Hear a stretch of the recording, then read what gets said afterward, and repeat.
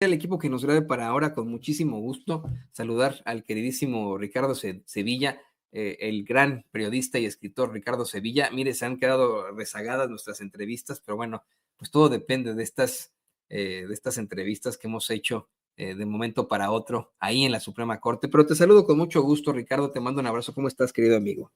Estoy muy bien, mi querido Toño, degustando de esta entrevista que está acompañada de unos chilaquilitos, la verdad hasta se antojaron, estaba yo aquí muy pendiente de las preguntas, de los planteamientos que hizo nuestro querido amigo Vicente Serrano a la ministra del Pueblo, Lenia Batres, que sin duda yo no tengo pues ninguna duda al respecto, ella va a quedar, a seguir como ministra en la Suprema Corte de Justicia de la Nación, ahora que va a buscar el voto popular. Se sabe que la ministra Lenia Batres viene del pueblo, ella ha sido siempre una voz fuerte, contundente. Yo no tengo ninguna duda de que así será, y con este acercamiento efectivamente que tiene con los periodistas de a pie, con Sin Censura, ya lo tuvo también el gesto con los datos duros, y bueno, pues que siga teniendo esa disponibilidad. Yo creo que no la va a perder y tendrá el respaldo de la ciudadanía, de la democracia que va a llegar y abrir esas puertas de la Suprema Corte de Justicia que están cerradas, pesadísimas, pesan toneladas, Toño, y están cerradas aquí como las está colocando en la pantalla mi querido don David. Están cerradas esas puertas deberían estar abiertas, esas puertas deberían de acceder, dar acceso a la justicia, y me recuerdan Ante la Ley, un cuento donde envejece el protagonista de Franz Kafka, así se llama Ante la Ley, unas puertas, un sujeto ahí que no deja pasar, un guardia, y bueno, pues así parece la entrada a ese lugar. Se va a democratizar y ya está en curso esto que fue la reforma al Poder Judicial y ya es texto constitucional. Muy buena entrevista, mi querido Toño. Yo estoy completamente de acuerdo, muy, muy interesante, muy los planteamientos. Pero ¿qué te parece, querido Ricardo, que vamos al tema de hoy?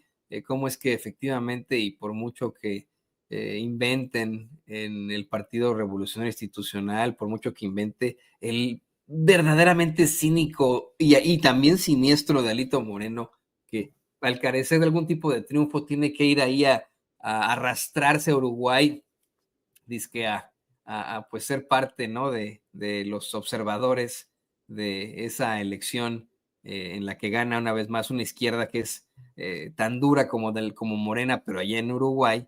No sé si ya viste los mensajes. A pesar de los ataques de la oposición, parece que efectivamente la doctora Claudia Sheinbaum no se dio, como bien planteas, ante las amenazas de un Donald Trump que asegura impondrá un arancel del 25% a todos los productos mexicanos y canadienses, un 10% a los productos chinos.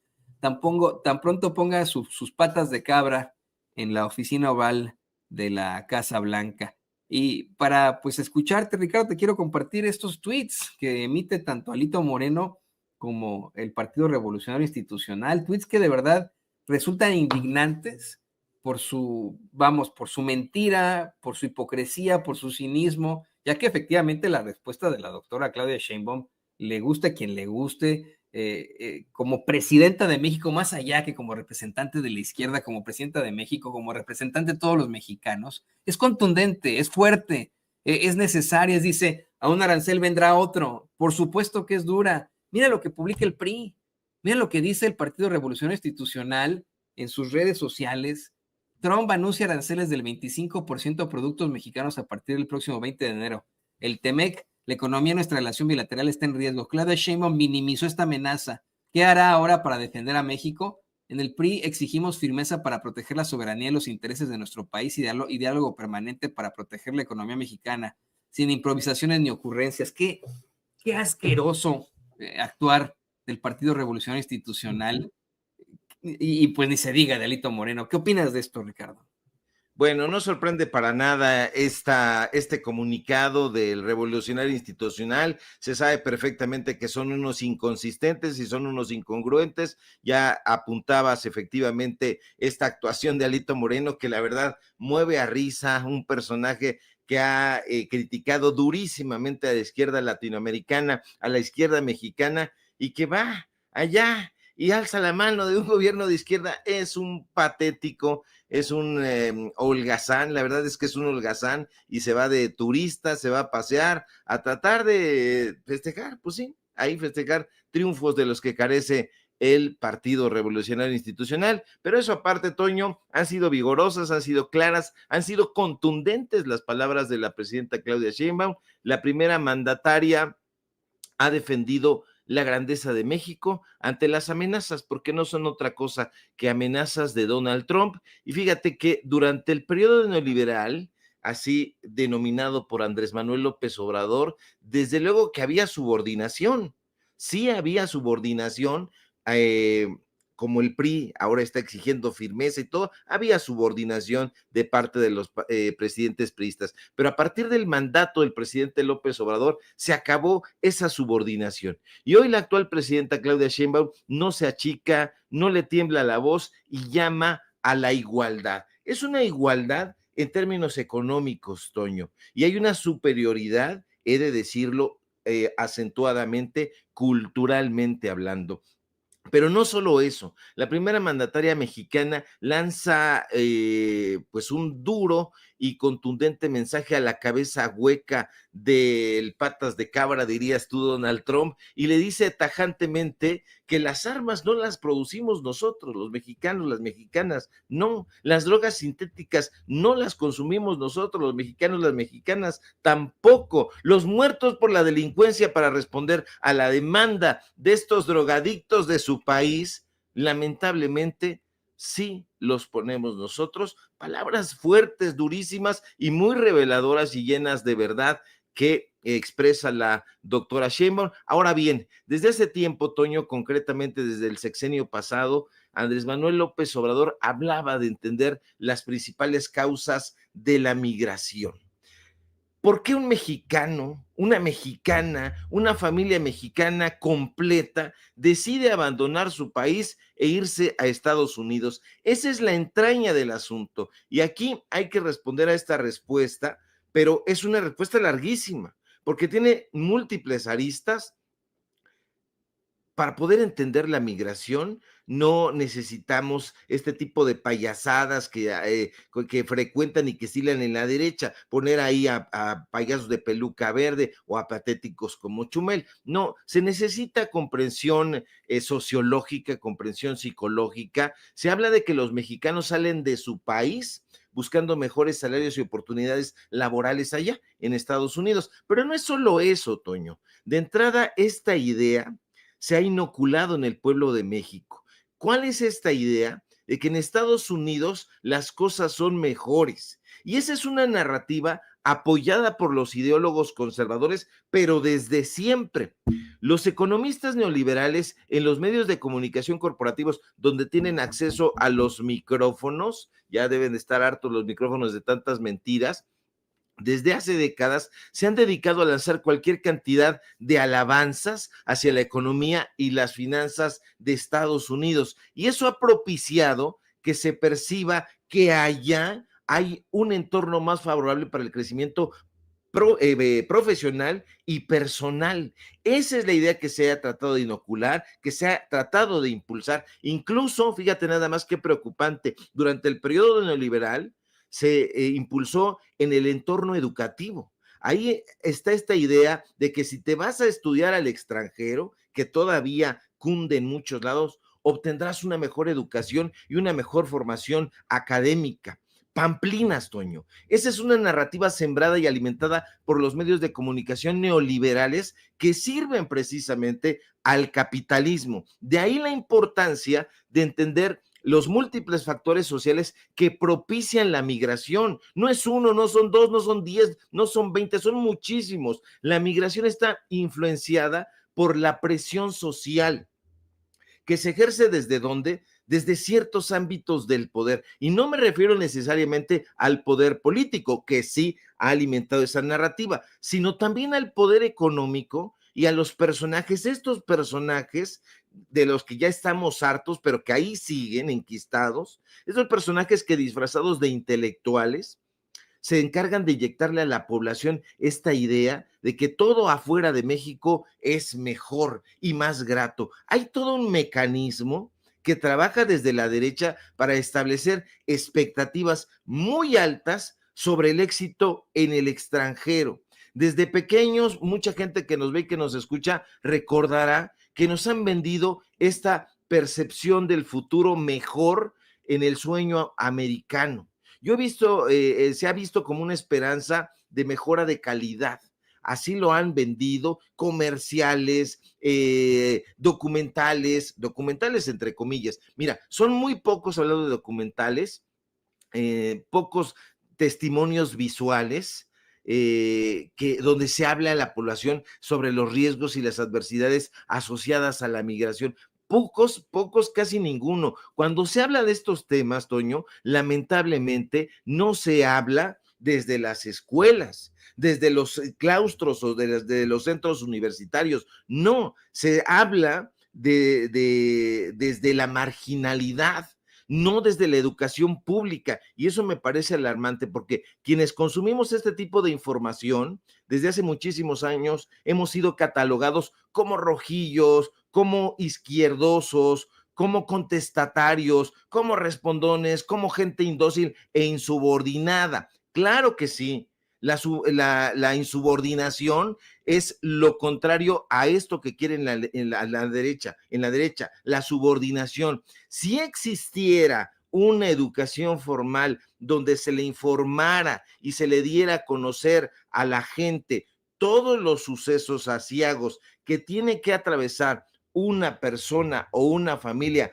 antes de llegar a Estados Unidos, las cosas irían cambiando poco a poco. Entonces, la población entendería incluso que hay una tradición migratoria, es decir, una historia de migración que a lo largo de la historia de México ha ido creando patrones que que perpetúan este flujo migratorio y donde las experiencias familiares influyen en la decisión de emigrar. Vente para acá, acá yo te consigo chamba, aquí tienes casa, aquí tienes comida, hay una tradición migratoria que no se explicaría en los medios de comunicación corporativos. Ahora, yo no creo, Toño, de ninguna manera que vayan a existir deportaciones masivas. Yo no lo creo, ese es mi punto de vista y yo no lo creo porque de ocurrir así, el gobierno estadounidense que encabeza este sujeto al que llamas muy bien patas de cabra, me gustó el término, lo voy a adoptar, Donald Trump estaría atentando contra su propio modelo económico y político, que es justamente el capitalismo. ¿Y por qué? Porque en el capitalismo actual, las multinacionales juegan un rol central, preponderante, y eso no debemos perderlo de vista, Toño, porque la necesidad de mano de obra y de mano de obra calificada en sectores como la tecnología y como en las ciencias, también impulsa esa migración. Y son precisamente las multinacionales, las hijas consentidas del capitalismo, las que buscan cubrir esas vacantes. Es un mercado laboral capitalista. Y entonces, si hay esta migración generalizada, eso va a ser letal para la economía estadounidense. Y aquí es muy importante que la población lea, se informe y se tranquilice, por favor, antes de tomar cualquier determinación. En la derecha, los analistas de pacotilla, que son facilistas y fatalistas, hablan de cientos y de miles de personas que quieren regresar a México, etcétera, etcétera. Esto está amplificado a través de la radio, a través de la televisión y ahora incluso desde las plataformas digitales que ya o que han comprado, que ya tienen a su servicio. Pero esta es una mentira, Toño. De hecho, si nos fuéramos a los datos duros, íbamos a encontrar que hay una disminución del flujo migratorio. Fíjate que estaba yo viendo las cifras y ocurre que desde el 2008 ha habido una tendencia a la baja en la migración mexicana con una reducción de 500,000 de inmigrantes entre 2018 y 2022, a pesar de que en la derecha traten de inyectar, de inocular esta percepción general de un flujo constante. No.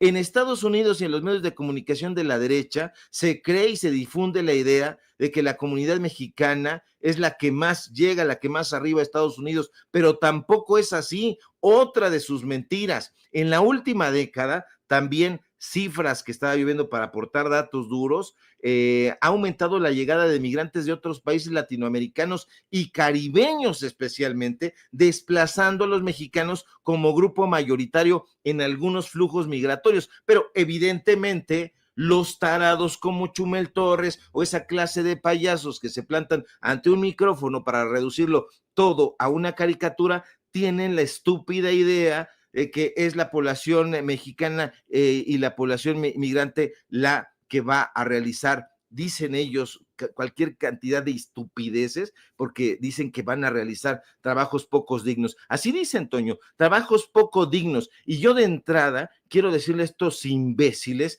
que no hay trabajos poco dignos. No, todos los trabajos tienen una enorme dignidad, eso de entrada. Pero también, Toño, hay que quitarles esa tonta idea a los comentócratas, aunque sea con espátula, porque en los últimos años la estructura ocupacional de los migrantes mexicanos en Estados Unidos ha experimentado también cambios significativos. De entrada, se experimenta una enorme diversificación sectorial. ¿A qué me refiero con todo esto? Que a últimas fechas ha habido un aumento de la participación mexicana, es decir, de la población mexicana, de nuestros hermanos migrantes, en sectores como servicios y construcción. Sí, pero también ha ido decreciendo la participación en ámbitos como en la agricultura, como en la manufactura. Ha disminuido, pero ha habido en contraparte un aumento de la calificación laboral en Estados Unidos. Es decir, la migración se ha vuelto más selectiva, con un incremento en el número de migrantes calificados, muchos de ellos con educación superior, de modo que todo lo que dicen estos tarados de que quién va a barrer, quién va a trapear y todo eso, porque así piensan los imbéciles racistas y clasistas, pues este tipo de cosas no las van a analizar, no las van a plantear allá en los medios de comunicación de la derecha, cuyo dueño, fíjate nada más, ¿qué esperamos de TV Azteca cuando uno de los principales deudores fiscales de este país es el dueño de esa televisora? ¿Qué esperamos cuando en otro de los medios de comunicación de la derecha nos encontramos con que es un gángster que encabeza la mafia del FIFA-Gate? Y así podemos ir, Toño. No, yo llamo, ya me extendí, perdón, pero yo llamo a la tranquilidad y sobre todo, si nos quieren inocular algo, tome usted su antídoto e inyéctese. ¿Cuál es el antídoto que yo veo que puede funcionar y surtir efecto contra estos monstruos de la desinformación? Justo la información. La información es el antídoto contra la desinformación, desde luego, pero también contra el engaño, contra la manipulación y contra la estupidez. No quieren en la derecha que usted se informe porque quieren una sociedad tolizada, empachada de cafecito de la Condechi, para que usted no critique, pero no les haga caso. Usted infórmese e infórmese siempre con datos duros para que no lo engañen, Toño, para que no le vean la cara. Ya me extendí, Toño, aquí hago mi pausa. No, qué bueno que puedas hacer estos planteamientos tan fuertes y que puedas hacer este llamado a la gente que nos ve y que nos escucha, muchos de ellos, millones de ellos indocumentados o bien residentes permanentes o ciudadanos mexicano-estadounidenses que efectivamente en estos momentos tienen mucho miedo ante la serie de amenazas que, pues, en eso tenemos que considerarlas, son amenazas hasta el momento y tenemos que dar la batalla. Por supuesto que nos podemos angustiar, por supuesto que nos puede causar temor, pero como lo advertía desde muy temprano la doctora Claudia Sheinbaum, algo que hemos dicho nosotros también aquí en Sin Censura una y otra vez, tenemos que mantenernos unidos como comunidad. Y este país, a pesar de todo, tiene sus buenas instituciones, tiene su constitución y vamos a dar la batalla con todas las de la ley para evitar que nos pisoteen como comunidad mexicana aquí en los Estados Unidos. Y yo, bueno, pues querido Ricardo, sé que andas del tingo al tango y que te quitamos un poco de tiempo por la entrevista que tuvimos de alto nivel. Yo quiero agradecerte que nos hagas este llamamiento a no dejarnos impresionar por esos pseudopensadores de la derecha y a emitir nuestros propios pues, comentarios y reflexiones sobre el orangután naranja de las patas de cabra. Imagínate qué quimera tan extraña, ¿no? Un orangután naranja con patas de cabra, bueno, monstruo mitológico, ¿no? En definitiva. Pero te quiero pedir, que Ricardo, que por favor nos compartas tus redes sociales para que la gente se ponga en contacto contigo. Claro que sí, Toño, me voy a llevar todas estas apreciaciones, todas estas revelaciones que me das, me gustan, me gustan. Hay una quimera, animal fantástico y mitológico, pero bueno, de mitológico no tiene nada este Barbaján, pero sígame en mis redes sociales, en X, @SevillaCrítico, en Facebook, Ricardo Sevilla, y nada más. Sígame en paralelo24.mx, donde estamos dando la batalla también por el periodismo de investigación. Sígame en Los Datos Duros. Hoy tenemos informativo en punto de las 9 de la noche y por supuesto aquí en La Familia Sin Censura, y estamos muy atentos a la información, mi querido Toño, ahí pendientes, y nada que disculpar, al contrario, gozamos bastante de conocer un perfil como el de la ministra Lenia Batres. Hacía falta ese tipo de entrevistas. Yo esperaría que todos los demás lo dieran. Llevamos rato nosotros también buscando a Loreta Ortiz, no hemos logrado concretar ni conseguir ahí para que nos platique también, y de muchos más. Digo, son 18,000, Toño, aspirantes, hombres y mujeres, así que pues habrá mucho. Sobre todo tienen que dar a conocer lo que quieren. La gente quiere saber por qué quiere ser ministro, por qué quiere ser juez, por qué quiere ser magistrado, por qué. Entonces, pónganse en contacto con Sin Censura, con Los Datos Duros, para que pues nos le platiquen a la gente qué es lo que ustedes pretenden, y bueno, pues habrá personajes que la gente va a evaluar y va a decir, naranjas y limas verdes, este no, este sí, porque aquí el pueblo es el que tiene la última palabra y la va a tener frente a las urnas. Un asunto histórico, mi querido Toño. Te mando un fuerte abrazo y permanezco al pie del cañón. El escritor y periodista, el queridísimo Ricardo Sevilla, aquí en Sin Censura. Vamos a seguir luchando todos juntos. Gracias, querido amigo, te mando un abrazo. Y bueno, le quiero decir a usted que nos ve, que nos escucha,